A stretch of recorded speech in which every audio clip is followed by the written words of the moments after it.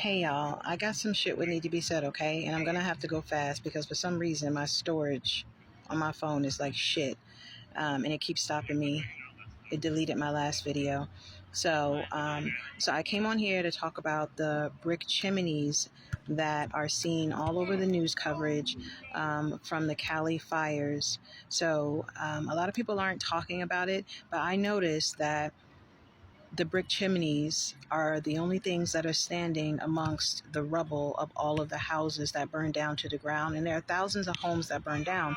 But if you look at the news coverage, you'll see that some homes who had chimneys that were brick fireplaces, those brick fireplaces are still standing. Some people questioned why.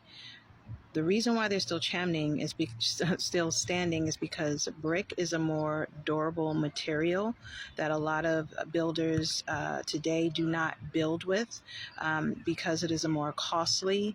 Um, um, it's more costly to build with brick with regards to labor and just with regards to either finding brick or creating the brick itself, right? And so building with wood is just it's less costly and you can build faster. When it comes to renovations, you can usually renovate a home quicker and easier when it's built with wood. The most thing that is asked when renovating a home is this a low bearing wall? You know, is there a beam holding it up? Can we move it here? Can we move it there? Can we replace it? But it's usually easier to renovate a home that's made of wood. Now, wood is more susceptible to mold and pests like termites, right? Whereas brick is not. Right. And it's also more durable against natural disasters like fires, like tornadoes, hurricanes, things like that. Right. And a brick home will sell for way more than a wood home, maybe about between $5,000 and $10,000 more than a wood home because of the quality of it, right? And so, just in knowing that alone, right? It makes me wonder what's going to happen when the rebuilding happens out here in Southern California, because a lot of the houses, thousands of houses have burned to the ground. It's like rubble, it's ashes. So they have to clear all of the debris away. They have to reflatten the land out. And when they do that, then they have to start building. Are they going to rebuild with wood homes, like with wood material? Or are they going to consider using some brick material in order to make the home more sturdy against natural disasters? I know me personally, when I researched between wood and brick, the first thing that popped in my mind was, oh, the next home I'm going to buy is a brick home. You know what I mean?